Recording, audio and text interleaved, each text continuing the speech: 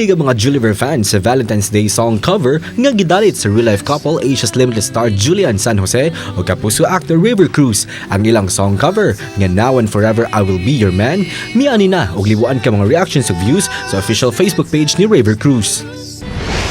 Ano ang dasal mo, Chrissy, ngayon?